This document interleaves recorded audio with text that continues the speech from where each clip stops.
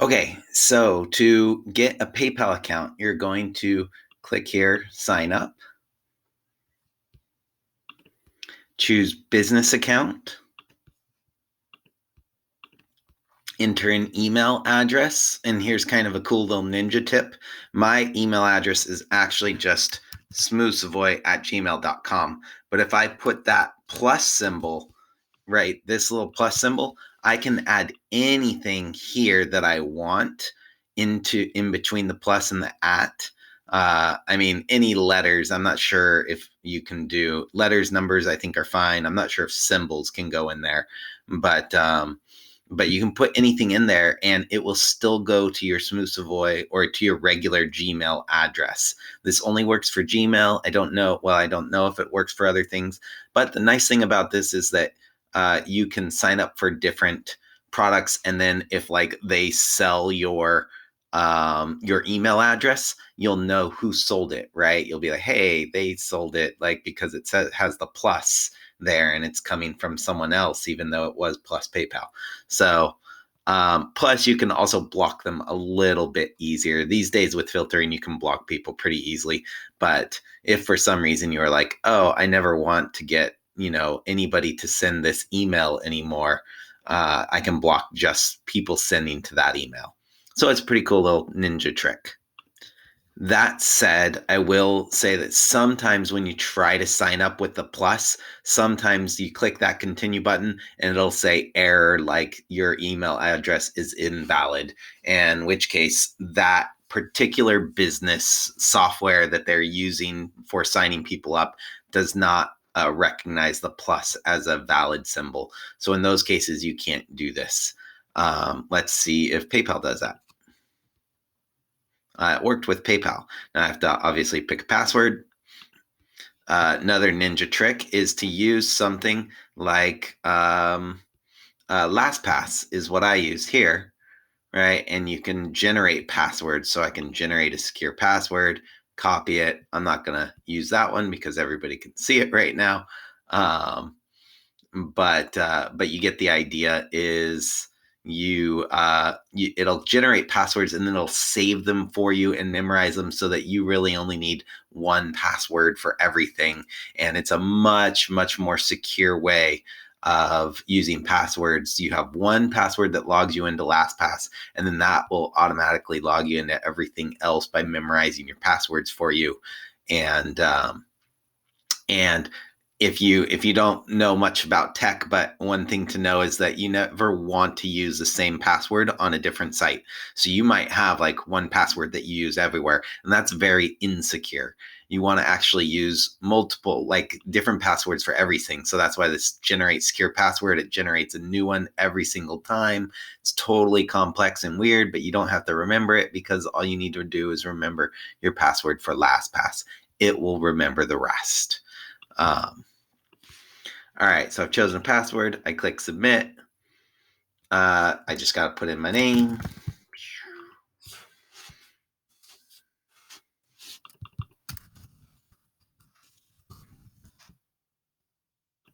All right, so I put in my phone number, my address, click this little agree to their policies, agree, and create account. Now, it's asking for my business type. So most of you are most likely going to be individual sole proprietor, unless you know you're something else. You would probably know it if you're something else. Product or service keywords. You can put dance instructor. Let's see if that brings dance hall studios. That's probably it. Or if you want to do educational services, you're going to select your monthly sales. You're going to put in your website and click continue. It's offering, in mine, it's offering a debit MasterCard. I do already have one of these. I like it, so I recommend it, but you could unselect that and then hit continue. Now it's asking for social security number, date of birth, home address. Again, hit submit. And you're in. you now have a PayPal account, and the next thing to do is to get a PayPal.me account. So you're just going to go to PayPal.me, click create your PayPal.me link. It's actually just a link you're creating, not necessarily an account. Click get started. You can add your photo. All right. Once you've got your photo in there, you can make it bigger or smaller. You can change it out for something different. Click save.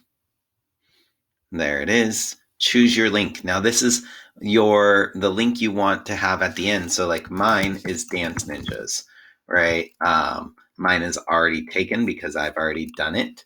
But you might want your name there. Or if you have a company name or something like that, you might want to put it there. So Andrew Sutton.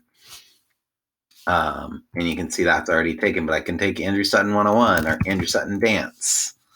There it is. It's available. So I'm going to go ahead and take that and click next. Then I'm going to agree to their terms and conditions and click agree and create. And that's it. Now I have this ready to go, and watch what happens when I put that in here. So you see, I put it in and someone can immediately pay me. So whenever you want to take money and you just, let's say you have a donation so people can give you anywhere from, $7 to $10 for something. You don't have an exact price. You just give them that exact link. See, Andrew Sutton /me, PayPal. I don't need all this question mark, just this part here. I paste that in and it takes them there and they can fill in the amount that they want to pay. And then sure enough, click next and then they can pay you, right? And they just go through the normal process of paying someone through PayPal. And this is what it looks like when they click to pay. It says you're sending money to Dance Ninjas, $10, right? You can add a note, paying for goods or services, your shipping, please add a payment option. And then you can click to send payment now, but they would have to have a payment option. I don't have a payment option yet. But you don't need to set that up. That's them like selecting it. But you can see if they click, please add a payment option, it's going to give them a card to put in, right? And then they put their card in and then they pay you with their credit card. The other thing I want to show you is what happens if you put in this URL that you have, then you put a / and let's say one of the products you want to sell is $20. You can put that in and right away it puts in $20. So this link here I can share with somebody and then they don't even need to remember how much to pay me. They just need to go and click next. So this is, I find, the absolute fastest way to get set up. And you can see it took me just over 8 minutes in order to set up getting paid, right? So just share this link with the people that you want to pay you and they can pay. Now, the last thing you're going to want to do is get the money out of your account. So you're going to want to transfer money to a different account every once in a while. Or you can just pay with PayPal. That's fine too. There's a lot of places where you can pay with PayPal now. But if you want to transfer the money to your own bank, you can click here and put in standard transfer. That's the free one. An instant transfer costs money. A standard transfer does not. And now it's going to ask you to link a bank. So you click on link a bank.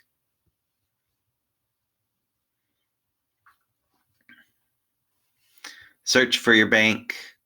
I have Bank of America. It's one of mine. Right. If Bank of America, let's say that wasn't your bank, you can click out. And let's say you couldn't find your bank in this little list here because there's not that many. Well, you can click here, don't see your bank. You can search for a bank, right? So if there's, what's another bank? Charles Schwab is a bank that I also use. Great bank, I recommend, right? You just start to type it in and there it goes, pops up. And if you still can't find it, you can click here and I'm sure it'll give you instructions on how to find your bank. In fact, let's see what happens. Yeah, so they just ask for your routing number and account number. for your checking or your savings is what they do. And then it's a slightly less, it takes a couple days to set this up, but it's going to take you a few days to get money and all that to transfer anyway. So it's fine that it takes a day or two. You'll still be able, remember, this is just to get the money into your bank after someone pays you. You can take payments already without this. So this asks for your routing number. The other method you'll see is a little cooler because it just asks for your login details. So you can see I'm back on Bank of America. I can just put in my login details. And the cool thing is I have LastPass, so I can just go right here. Bank of, I think it's B of A is how I have it. Right. Oh, wait, maybe it's not bank. Why is it not showing up? All right, so not as cool as usually is. Let me see here. Maybe I have to search here. Bank. Yeah, there it is. So here I can fill it. Usually fill this as launch. So I'm going to go ahead and copy my password and then do it one more time. Bank. Copy my username, and then I can just paste them in here and here. And now I'm good to go. Agree and link. So, well, now it's going to send me an authorization code. So it knows my phone number. It's sending that to my phone number to make sure that I get the authorization code. Let's see if my phone number pulls it up. And sure enough, there it is right in here. So I just copy that code, go back to my wallet, paste it in here. Oops. It's not going to let me paste it. I have to type it in and click confirm your identity. And it looks like it might give you multiple things to choose from. This one's already checked, so I'm good to go. Just click next. And my account is linked. Now, whenever I get money, I can transfer it. Well, now it's asking if I want to add money. I don't want to add money right now, so I'm good.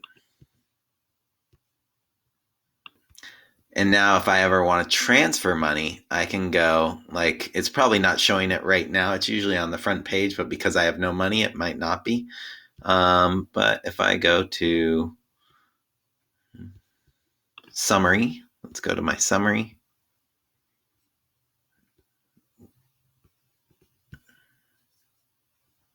Yep, there it is. Transfer money, standard transfer. And I can choose the account. It's still saying add money because I guess it recognizes I don't have any money. But normally it would just say, okay, enter the amount that you want to transfer. You put in the amount, you click next, it'll ask to confirm. Here.